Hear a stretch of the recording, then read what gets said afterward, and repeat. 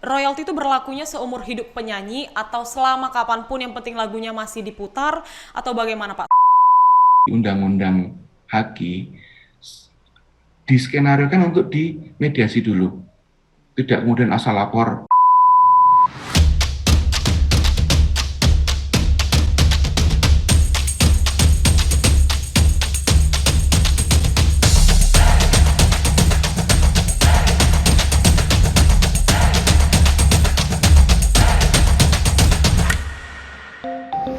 Halo, selamat datang di Reh Podcast. Bincang-bincang seputar hukum Nantikan perbincangan kami bersama narasumber-narasumber pilihan. dengan topik-topik yang up to date.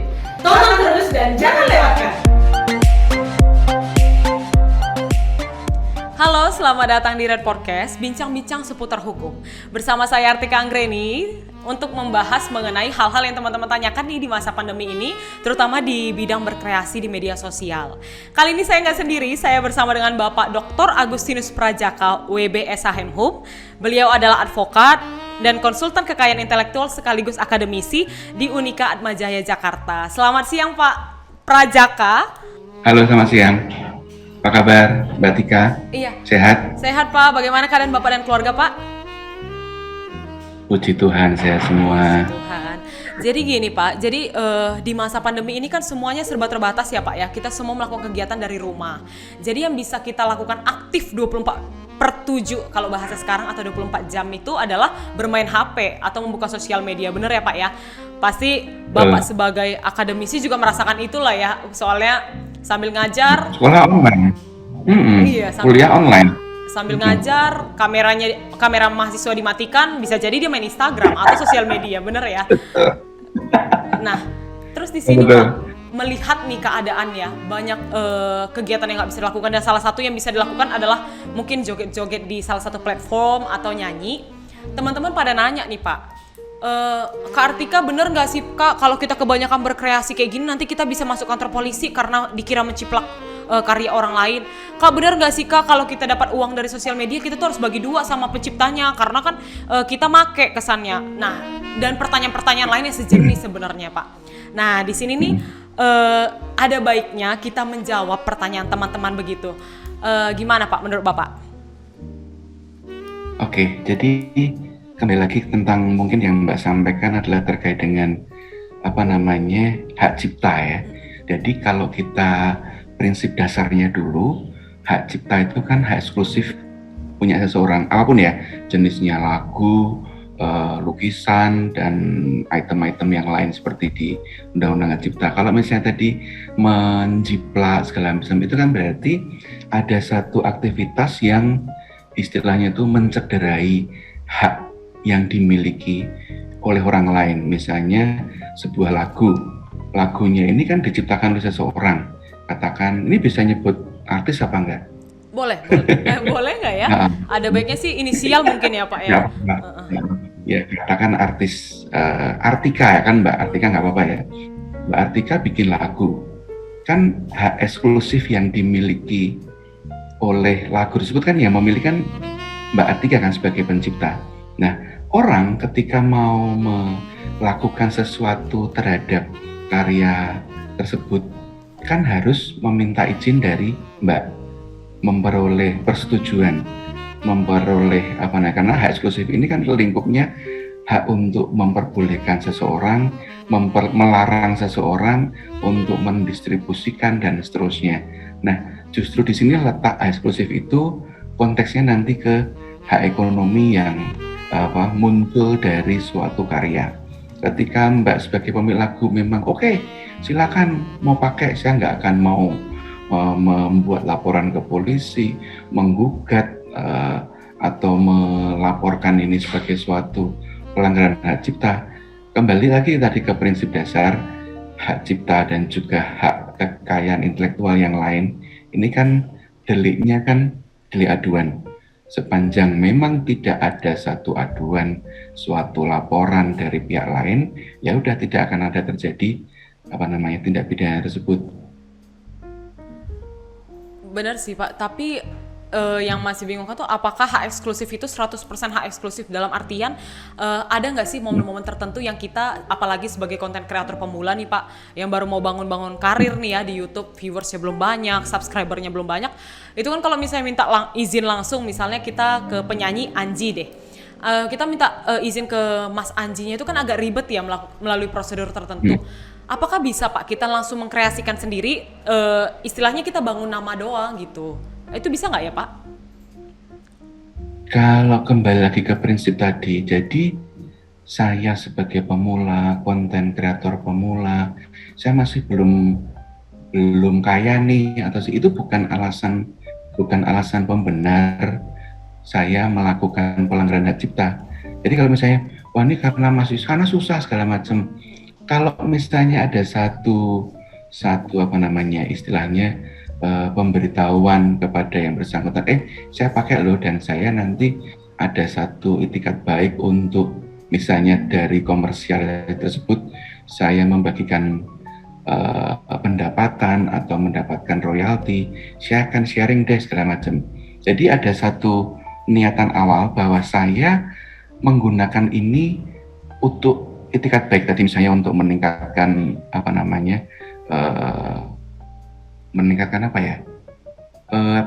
jumlah viewers, subscriber, itu saya menggunakan hak eksklusif orang lain. Konsekuensinya adalah saya pertama tadi, kalau memang tidak bisa secara langsung meminta izin atau memberitahukan bahwa saya menggunakan hak kekayaan intelektual yang dimiliki pihak lain, ya saya memberitahukan bahwa saya menggunakan ini untuk, kan di Undang-Undang Hak Cipta juga ada batasan-batasannya.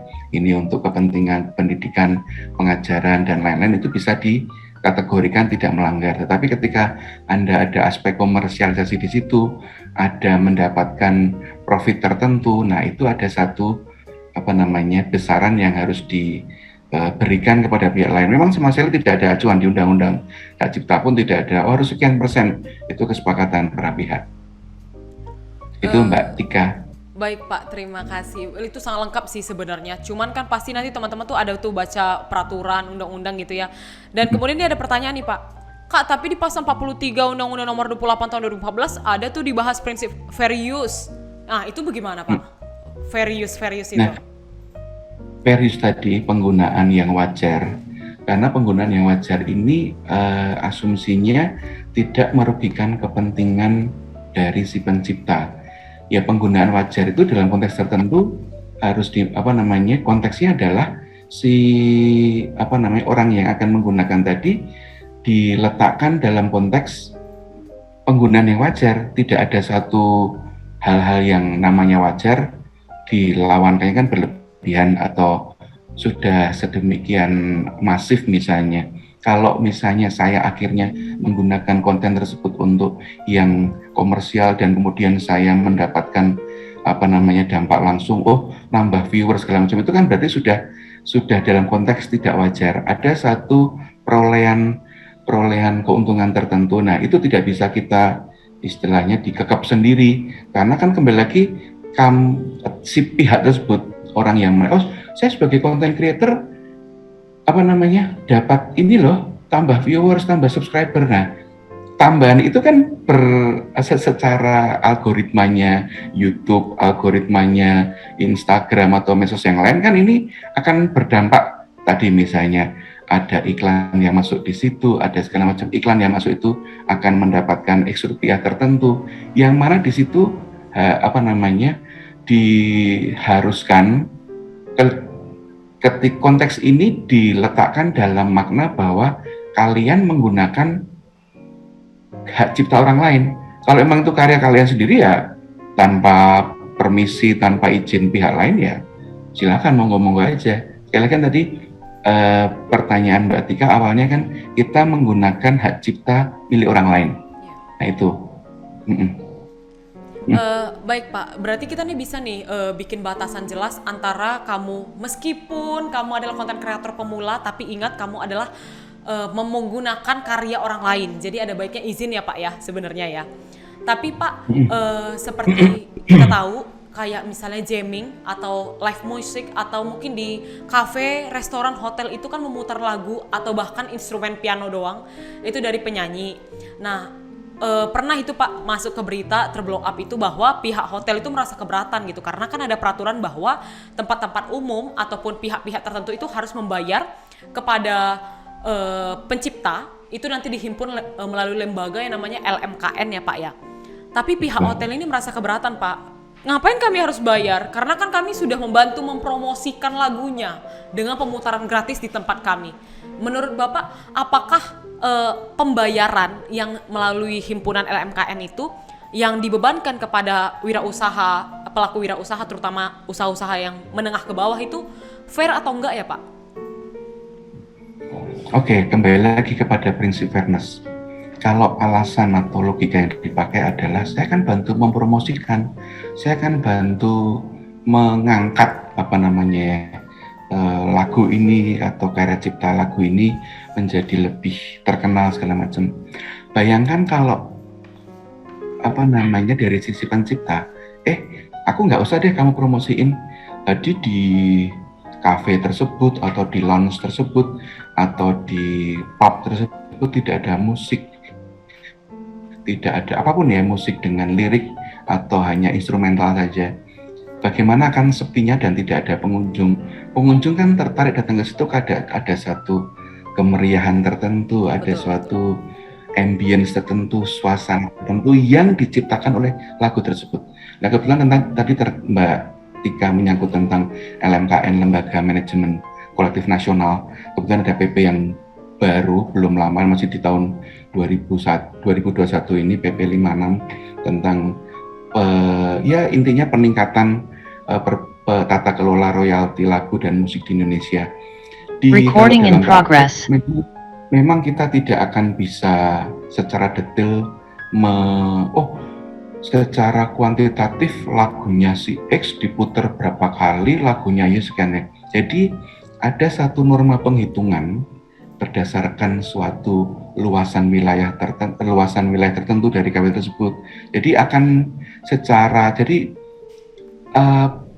pusing ketika LMKN harus lagunya si artis ini diputar berapa kali sehingga akan X rupiah.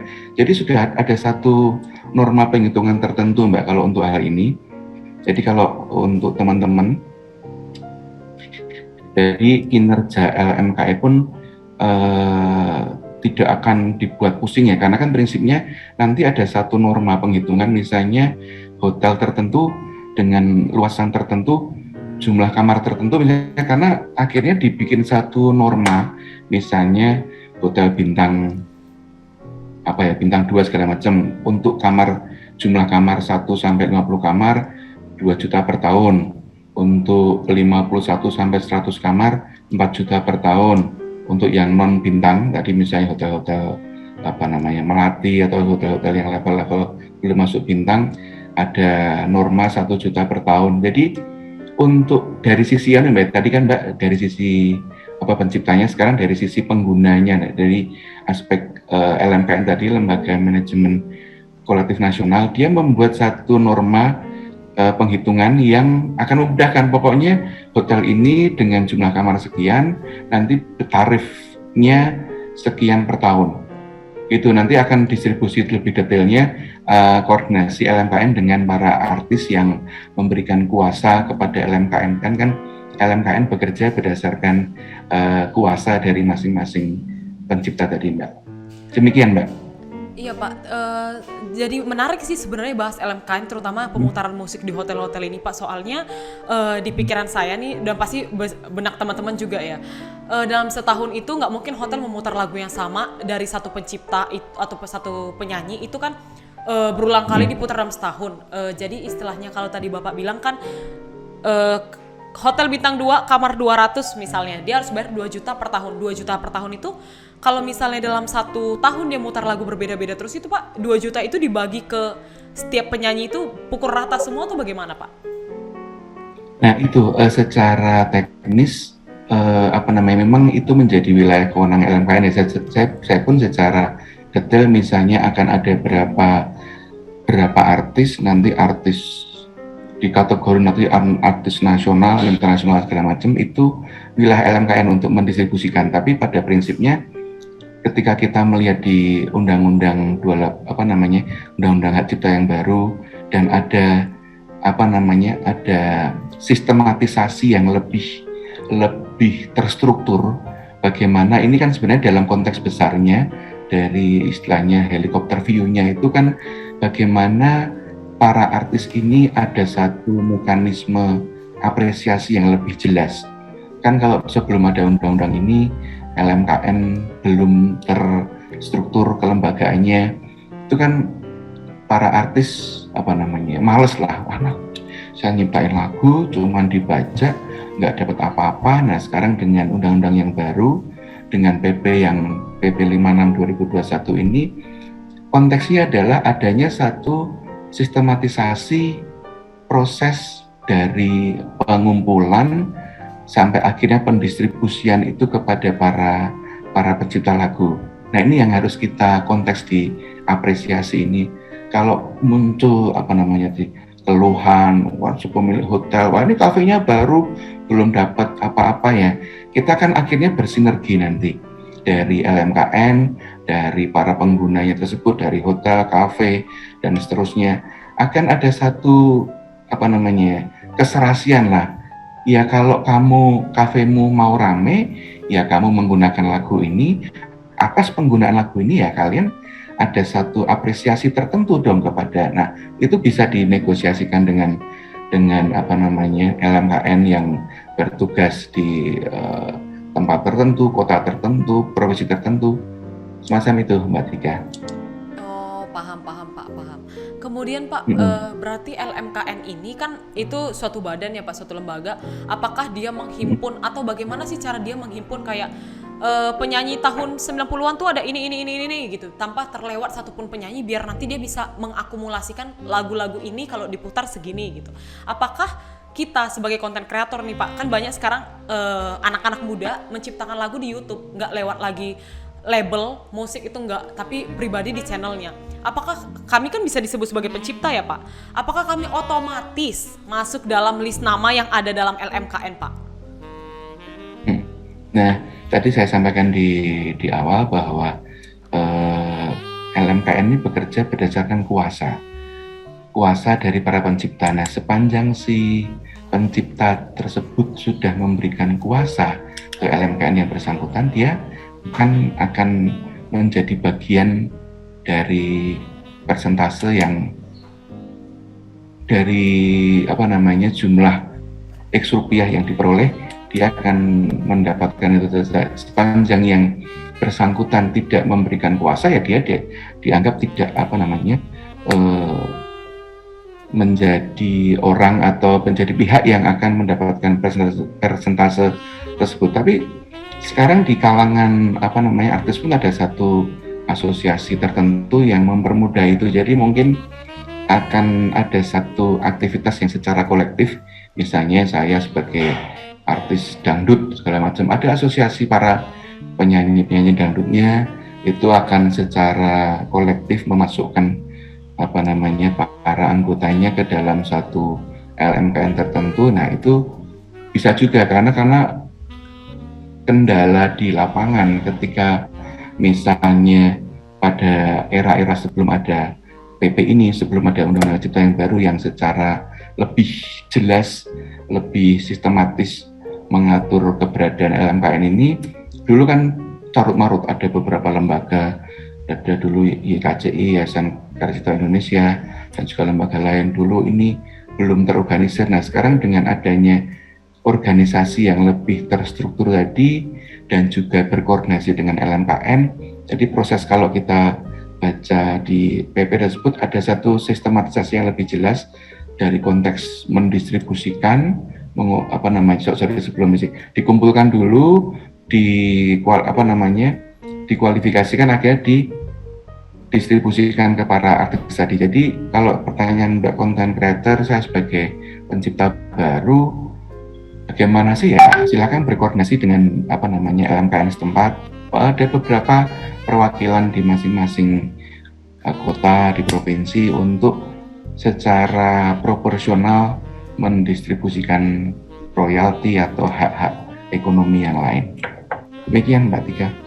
Oh, lengkap banget ya Pak ya. Berarti LMKN itu sendiri itu lembaga, tapi juga di daerah-daerah bahkan genre-genre tertentu juga membuat organisasinya sendiri kayak dangdut, pop dan segala macam. Ini masuk nih Pak, poin yang mungkin teman-teman atau mungkin kita semua nih suka nih bahas royalti, ya kan. Nah, ini Pak, royalti itu apakah semua pukul rata dalam bentuk uang Pak? Dan apakah royalti ini diberikan, ada nggak sih syarat-syaratnya Pak? Misal kayak di YouTube itu seperti yang kita tahu kan dia harus berapa ribu subscriber dalam waktu berapa lama, atau dia harus 4.000 jam tayang. Kalau di TikTok misalnya dia baru bisa disebut dapat centang biru misalnya kalau udah 12.000 subscriber dan segala macamnya. Kalau royalti itu bagaimana Pak sistemnya? Nah itu YouTube atau TikTok atau lain-lain sebagai platform kan dia membuat satu aturan dalam rangka mempermudah tadi kuantifikasi tertentu. Misalnya, mulai dapat hak atau royalti sekian setiap detik iklan yang masuk itu dia akan dapat berapa. Ini kan satu pola yang dibuat oleh masing-masing penyelenggara platform. Tidak ada standarisasi untuk hal-hal tersebut. Kembali lagi pada kalau misalnya kan kalau secara hukum kan ketika saya membuka akun di YouTube, saya kan ada panjang segala macam itu terms and condition-nya, syarat dan ketentuannya. Ketika Anda masuk ke suatu sistem, kan akhirnya Anda setuju apa enggak? Akhirnya kan klik setuju itu berarti kan terms and conditions yang ada di situ saya sudah secara sadar menyetujui dan kemudian saya mengklik setuju, berarti setuju. Nah kemudian tadi di TikTok ada sekian ratus atau sekian ribu untuk bisa dapat istilahnya mengklaim suatu jumlah tertentu. Nah kembali lagi tadi besaran royalti, besaran apa yang didapatkan itu tidak ada patokan, tidak ada standar, semua kembali kepada kesepakatan. Ketika konteksnya tadi YouTube, ya kamu bisa dapat hak X rupiah tertentu setiap kali ada sekian subscriber, setiap naik berapa subscriber persentasenya akan naik. Itu kan kembali lagi konteks dalam konteks yuridis kan itu kesepakatan. Jadi tidak ada formulasi tertentu, untuk lagu tertentu sekian persen. Nah itu menjadi perlahan sedikit demi sedikit itu akan memberikan satu apresiasi kepada para pencipta lagu, kepada para content creator untuk secara lebih gradual, secara bertahap mengapresiasi tadi. Kalau sekarang kita membayangkannya dulu lah ya, ketika di artis pencipta Bengawan Solo, Gesang dan segala macam itu kan dulu kan masih wilayahnya kan tergantung itikat baik dari perusahaan rekamannya, ngasih syukur ya. Tapi sekarang kan sudah mulai, kalau kita ngelihat dari historinya kan dengan adanya produk-produk regulasi dari Undang-Undang Hak Cipta yang 2014 ini diikuti dengan PP tentang LMKM kan itu kita akan melihat bahwa secara konteks regulasinya ini kan lebih memberikan kenyamanan kepada para pencipta lagu, kepada pihak-pihak lain yang memiliki hak kekayaan intelektual khususnya hak cipta di sini untuk tadi itu iklimnya kan kalau orang sudah mulai dihargai, diapresiasi karyanya kan akan encourage orang untuk lebih berkarya. Kalau sekarang ada apresiasinya, ada LMKN dan itu kalau nggak ada apresiasi kan ya malas ngapain. Nah YouTube, TikTok dan lain-lain itu kan sebagai suatu media kan mereka juga tadi memberikan apresiasi kan. YouTube sebagai pencipta kan dia juga sebagai istilahnya apa kalau di platform atau apa? Iya, platform. Sebagai wadah dia sebagai pencipta wadahnya kan dia juga punya kepentingan dong. Saya sudah nyediain di ini bahwa ada profit sharing ya wajar-wajar saja sih. Untuk setiap kali ini ada 30-70, 50-50 atau 40-60 itu kan kembali lagi konteksnya kesepakatan para pihak. Itu Mbak Tika. Terus Pak, apakah royalti itu berlakunya seumur hidup penyanyi atau selama kapanpun yang penting lagunya masih diputar atau bagaimana Pak? Soalnya saya udah nonton itu ini film sih. Jadi bapaknya itu adalah penyanyi terkenal, kemudian bapaknya udah meninggal, anaknya itu datang ke label itu minta royalti tapi pihak labelnya bilang kan bapakmu udah meninggal, lagunya juga nggak terkenal lagi, tapi masih diputar lagunya. Nah itu royalti itu berlaku berapa lama sebenarnya Pak? Jadi kan kalau misalnya di undang-undang HAKI apapun, di undang-undang cipta, paten, merek itu kan ada jangka waktunya. Misalnya merek 10 tahun dan dapat diperpanjang, paten biasa 20 tahun, paten sudah 10 tahun. Nah, di hak cipta ini pun ada jangka waktunya. Ketika jangka waktu itu sudah terlewati, kan seperti halnya prinsip HAKI yang lain, itu sudah menjadi milik umum. Misalnya paten saya invensi di bidang teknologi sudah 20 tahun ya, setelah itu menjadi milik umum. Begitu pula kalau lagu-lagu Mbak, misalnya karya-karya Beethoven, karya Mozart, karya siapa lagi, itu kan sudah bahkan kita kan belum lahir ya Mbak ya, Ya, lagu-lagu itu tercipta. Nah, itu kan sudah menjadi public domain, sudah nggak ada, kan ada kalau di undang-undangnya sekarang kan untuk lagu dan beberapa hak cipta lain di undang-undang hak cipta ada lengkapnya. Jadi kan pelindungannya sepanjang hidup pencipta plus 70 tahun misalnya. Nah itu setelah misalnya Mbak Tika menciptakan lagu, besok katakanlah masuk jadi doanya jelek yang meninggal itu ya. Jangan Nah, itu saya dong plus, Pak. iya misalnya. Kan tadi Masa pencipta saya? lagunya Mbak Tika ya, katakanlah si menciptakan lagu sepanjang hidup pencipta, dia sampai kapan meninggal plus 70 tahun. Nah itulah apa namanya pelindungannya, atau sepanjang 50 tahun untuk beberapa jenis ciptaan yang lain. Oh, jadi durasi itu ada memang. Kemudian ketika misalnya kan lagu bukan masalah terkenal atau tidaknya, tapi yang jelas hak cipta itu masih ada masa perlindungannya. Di masa perlindungannya itulah si pencipta atau ahli warisnya dapat meminta atau bagian dari royalti tersebut. Jadi prinsipnya segala perlindungannya. Berarti Pak, kita sudah bahas mengenai apa itu pencipta, hak cipta, bagaimana istilahnya, apa yang harus kamu lakukan apabila kamu mau berkreasi, membangun karir ya di sosial media sebagai content creator, kemudian juga lembaganya seperti LMKN, terus bagaimana royaltimu nanti. Tapi pasti teman-teman ini nanya Pak, Kak ada tuh penyanyi di YouTube terkenal Kak, dia cover lagu, cuma dia bedain nadanya. Nah apakah itu disebut sebagai ciptaan baru Pak, atau itu masih dalam kategori menggunakan ciptaan orang dan atau bisa disebut plagiat bahkan? Gimana Pak? Dalam konteks hak cipta kan ada satu aransemen, ada kemudian kalau teman-teman pernah mendengar ada suatu mutilasi karya, jadi suatu karya dipotong bagian tertentu. Kalau misalnya teman-teman pernah ada ringtone ya Mbak, di handphone Mbak ada ringtone nggak? Kalau saya nggak pakai Pak, itu biasa teman-teman ini tuh Tempo dulu yang boleh nggak ya sebut merek ya? Contohnya nih dari Telkomsel 1212 gitu kan. Ya. Nah, itu pun suatu contoh objek yang dilindungi dengan hak cipta. Recording stopped. Misalnya ada satu karya lagunya siapa ya? Saya bilang, hancurkan aku dengan, wah itu dengan lagu itu kan daripada Recording in progress. asik kan dengar itu juga masuk menjadi bagian dari royalti si pencipta. Kembali lagi Mbak, misalnya kalau saya ngubah nada dasar, nah itu masih kan tetap nada dasarnya C, saya aransemen ke D, atau saya ubah menjadi dari lagu pop ke dangdut, ya tetap itu substansinya kan adalah itu karya orang lain, dan kamu akan tadi eksploitasinya dalam bentuk di aransemen atau diparodikan atau di apa, itu kan sumbernya itu kan karya orang lain, kecuali yang akan diparodikan atau akan di aransemen ulang atau akan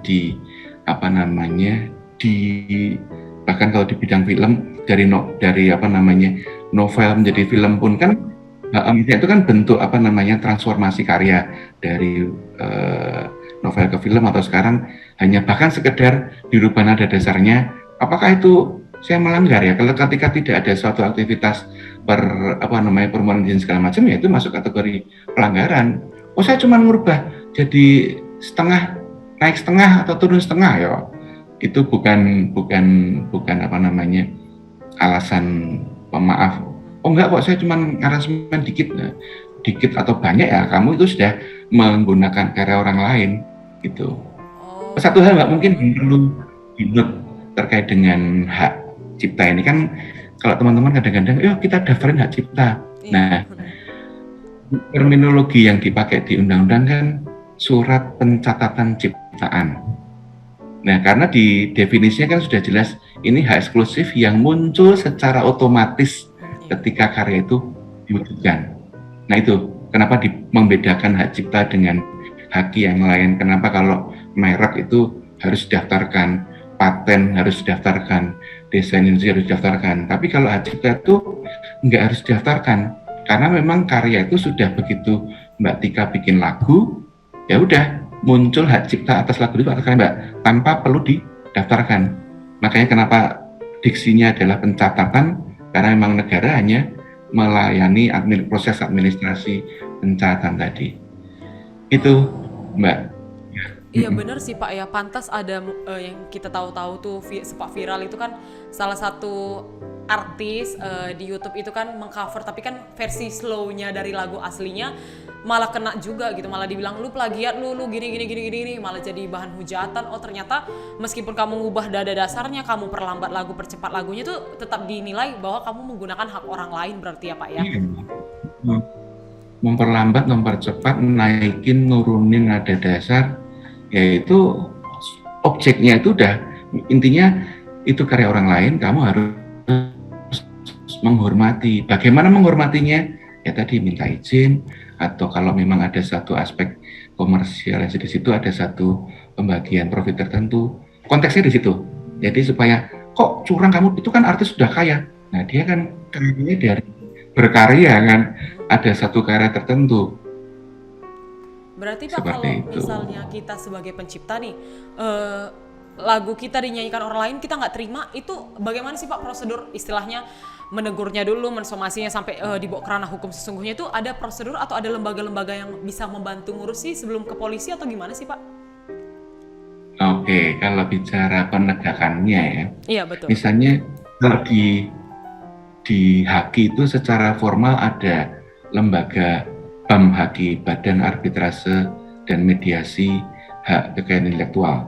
Jadi kalau di industri lain kan nggak ada, misalnya di asuransi ada Badan Arbitrase asuransi, di pasar modal juga ada Badan Arbitrase Pasar Modal Indonesia. Tidak selamanya kemudian selesai harus laporan polisi, harus gugat segala macam. Ada satu mekanisme penyelesaian sengketa alternatif atau alternatif penyelesaian sengketa di mana semuanya bisa dimediasi, semua bisa diselesaikan. Harus kemudian wah itu Tika tuh melanggar hak saya tuh, saya laporin. Karena sekarang semangat di undang-undang HAKI diskenariokan untuk dimediasi dulu, tidak kemudian asal lapor. Bahkan kalau kemarin saya kebetulan juga ada dulu perkara HAKI itu di Krimsus, Kriminal Khusus Polda Metro tuh dulu terima aja kan, kita misalnya melaporkan ada bukti ini, sikat, laporin, panggil. Kan kadang-kadang juga secara praktek tuh kadang-kadang kita menggunakan laporan pidana untuk dalam tanda petik menggertak lawan supaya dia takut, supaya dia mencret itulah. Kan kita pakai pressure pidana ya, tapi dalam hal ini sekarang konteks HAKI, hak cipta, merek itu kan sebenarnya kembali kepada satu dilanggarnya satu hak ekonomi. Kalau di hak cipta atau kalau di merek itu bicara tentang satu kerugian tertentu yang bisa dinilai, misalnya ada pemalsuan merek segala macam kan, intinya kan ada lebih ke aspek ekonomi ya kan.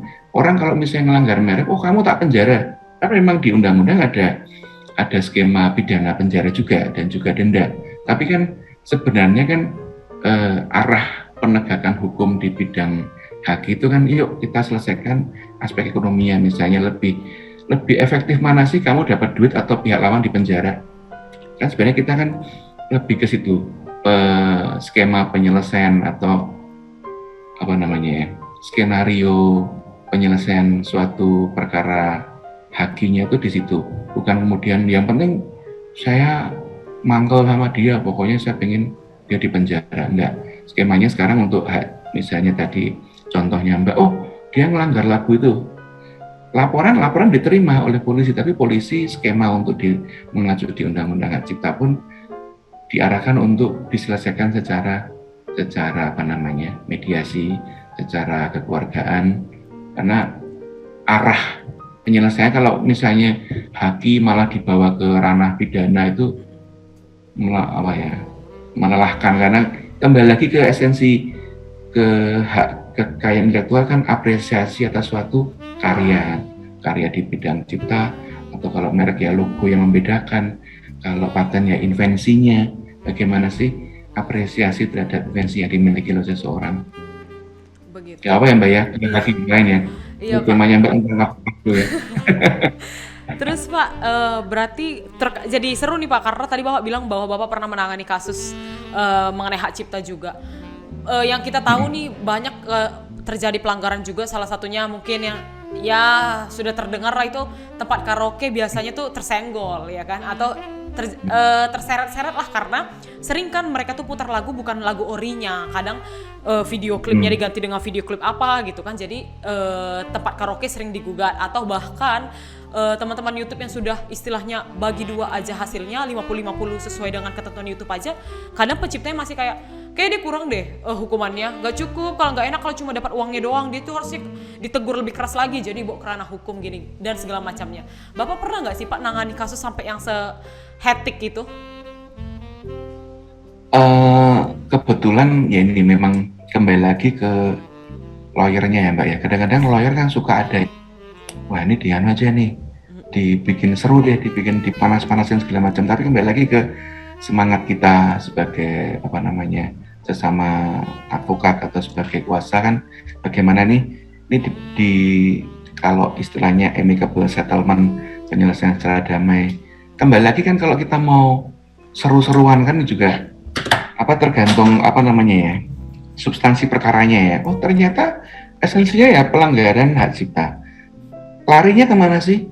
Kamu harus apresiasi dong. Kamu nggak bisa kekeh-kekehan, oh saya nggak mau nih, saya harus pengen di penjara. Polisi pun juga melihatkan ini, ketika misalnya polisi tidak hati-hati hanya berdasarkan satu pesanan tertentu, pihak tertentu, kan harus melihat juga, ini kalau sampai hanya gara-gara ini di penjara segala macam kan, wah ini kok penegakan hukumnya berlebihan, oh ternyata dipesan si X ya, nggak bisa juga. Sekarang kan pengawasan masyarakat sudah sedemikian tertib, sudah sedemikian terawasi, bahkan sekarang medsos pun menjadi satu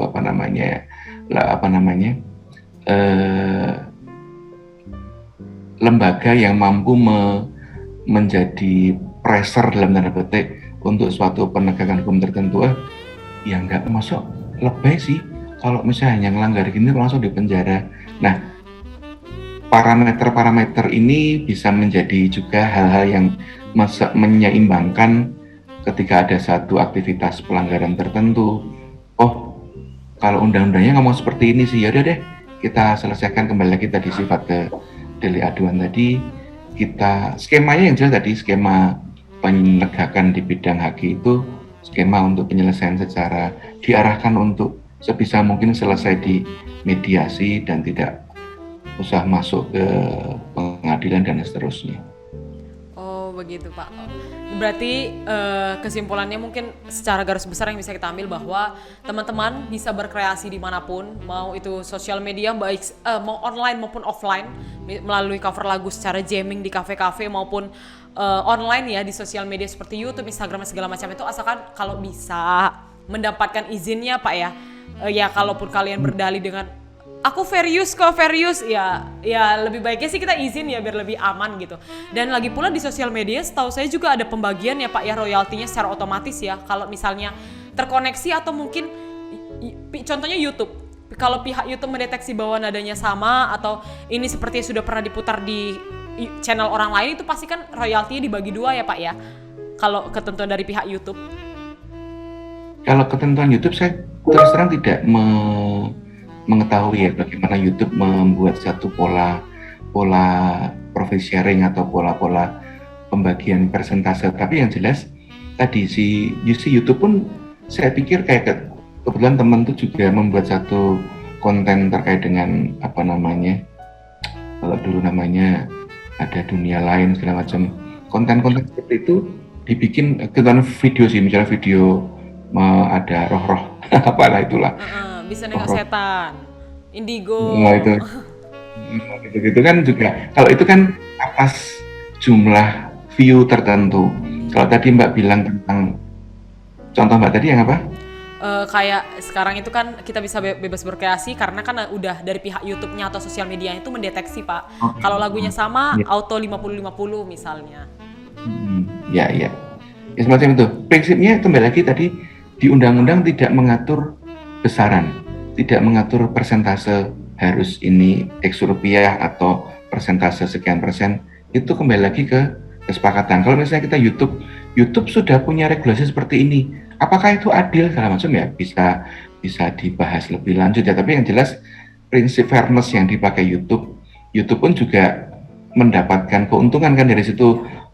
Semakin penggunanya banyak, dia juga akan semakin istilahnya kalau passive income-nya itu juga kan, tapi juga tetap ada sebagai sebuah ekosistem, sebagai sebuah kalau katakan supaya di kolam renang itu ada ikan-ikannya yang renang atau di kolam tertentu ikannya bisa berenang dengan nyaman, dengan enak pun kan harus diciptakan satu ekosistem yang enak, airnya bersih segala macam. Kalau di situ di YouTube sudah ada nyatanya kan sekarang YouTube pun kan tambah orang, tambah subscriber, tambah konten kreatornya kan, berarti memang di YouTube ada satu mekanisme penghitungan yang fair. Orang akan melihat secara apa namanya, secara tanpa melihat ke aspek hukum pun, oh ini cukup fair kok, YouTube kok misalnya. Akal sehatnya, common sense-nya tuh, oh YouTube fair, TikTok oke lah, maksudnya kan memang tidak kemudian hanya untuk keuntungan si YouTube sendiri atau si TikTok sendiri atau si mana ya sendiri. Oke, gitu, itu Mbak. kayaknya udah cukup jelas sih Pak. Intinya pokoknya harus izin sama pencipta. Kalau bisa tuh di tempat kita atau di channel kita ditulis tuh namanya jelas-jelas ini karya siapa. Kalau perlu ada mukanya penyanyinya kalau bisa ya Pak ya. Tapi bagaimana Pak dari segi hukum apabila ada kawan-kawan masih ngeyel, masih pakai hak cipta orang, masih apa? Ada sanksi-sanksinya apa aja sih Pak? Kalau sanksi ya sanksi normatif di Undang-Undang Hak Cipta. Bisa dimintain sanksi perdatanya dia ganti rugi, sanksi pidananya ya entah denda dan atau di pasal Undang-Undang Hak Cipta itu ada mungkin penjara, tapi kan itu denda sih lebih sekarang lebih denda. Tapi kan kembali lagi tadi kalau yang ternyata si penciptanya tidak melaporkan atau kalau sekarang kan sekarang secara sistematis kan lebih bagus. Misalnya YouTube sudah akan take down atau istilahnya apa Mbak kalau di YouTube itu take down sih Pak atau di banned, kayaknya nggak sampai di banned, di take down mungkin Pak. Di take down karya tersebut harus, bahkan dulu anak saya sempat takut tuh bikin konten di Instagram itu, Pak kok punya kok ditutup ya Pak ya, kamu bikin ya aku cuma pakai lagunya ini. Anak SMP itu ya kamu pakai karya orang lain itu. Memang kan. Biasanya memang gitu Pak, bapaknya jago di bidang ini, anaknya melanggar bidang itu gitu. Jadi itu gunanya kita jadi bapak anak, emang gitu sih Pak. Walah, bahkan Instagram aja udah langsung mendeteksi gitu ya Pak, otomatis ya. Jadi dia entah mempunyai satu itu bisa kedetek gitu, oh lagunya ini lagu yang bercopyright misalnya gitu kan. Kalau lagu-lagu yang non copyright kan memang misalnya lagu-lagu untuk lagu latar segala macam kan memang ada yang memang free, ada yang memang dan seterusnya. Oke, ini mungkin pertanyaan penutup kali ya Pak. Menurut Bapak nih peraturan yang udah ada dari segi undang-undang, PP dan segala macamnya dari organisasi yang ada, baik itu organisasi yang dibentuk sendiri sama penyanyi-penyanyi atau mungkin dari lembaga kita kayak LMKN, Bapak merasa nggak sih ada yang kurang atau ada hal yang perlu ditingkatkan karena Dasen sama Dasolin yang nggak bisa jalan seiringan, atau mungkin Bapak ngerasa oh kayak di sini nih nanti kedepannya itu akan celah untuk orang lain melakukan pelanggaran, misalnya sedikit-sedikit diatur ini nanti pencipta jadi punya iya lapor aja, iya gini aja, semua dibawa ke ranah hukum. Kalau menurut Bapak ada nggak yang sekiranya ini perlu tingkatin, ini kayaknya kurang pas gitu? Kalau secara umum saya melihat bahwa apresiasi kepada para pencipta sudah mulai secara bertahap sudah berkembang dengan bagus.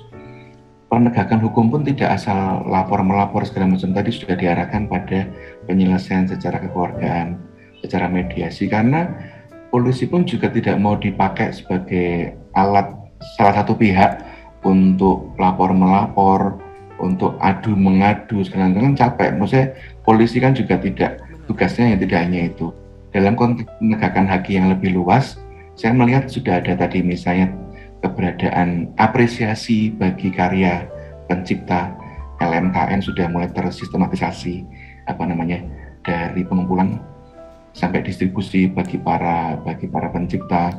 Kemudian dari sisi penegakan hukum juga lebih terstruktur, tidak hanya asal lapor-lapor, adu mengadu, sudah lebih sesuai dengan spirit HAKI itu hak kekayaan intelektual. Bagaimana intinya kan, esensinya kan apresiasi terhadap suatu karya. Kamu menggunakan karya itu ya ada apresiasinya. Ada royalti, hak ekonominya kita share, kita bagi, semacam itu Mbak. Iya, jadi kita sebagai konten kreator, anak-anak milenial nih, kita hormati hak moral dan hak ekonomi dari pencipta kali ya Pak ya, biar kita enak juga berkreasi di sosmed ya Pak ya. Bahkan si konten kreator tadi kan pasti pengennya dia juga akan diapresiasi kan. Benar.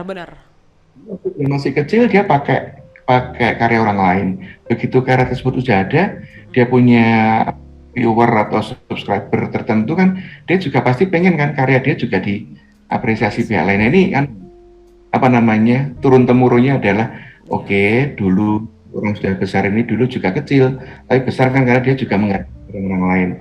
Berikutnya dia sebagai masih kecil dia juga harus menghargai karya orang lain juga. Apresiasi inilah yang akan diciptakan oleh undang-undang tersebut. Kalau kita prinsip dasar hukum law as a tool of social engineering, bagaimana suatu peraturan ini akan merekayasa sebuah masyarakat, di mana masyarakat ini dalam konteks HAKI ya mengapresiasi karya orang lain, menghargai orang lain. Dari situ akan muncul berikutnya tadi royalti nanti akan meningkatkan kesejahteraan dari pencipta dan seterusnya. Oke, makasih banyak Pak, materinya hari ini bermanfaat banget, padat, jelas. Kemudian aku rasa sih teman-teman bisa nangkap sih. Jadi teman-teman ke depannya tuh selain berkreasi jadi punya pegangan juga. Oh yang kayak gini nggak boleh, oh yang kayak gini harus lakuin. Makasih banyak Pak Agustinus Prajaka telah meluangkan waktunya di Red Podcast. Sukses terus Pak, semangat terus. Dan jangan lupa prokes Pak karena pandemi. Mantap. Iya. Terima kasih banyak Pak. Untuk teman-teman apabila ada pertanyaan bisa tuh ditanyakan di kolom section. Kak ini gimana Kak? Ininya di besoknya bahas topik ini ya, ada segala macamnya. Itu bisa. Jadi saya Artika Anggreni dan Pak Agustinus Prajaka pamit undur diri. Terima kasih. Salam sehat. Salam sehat semua.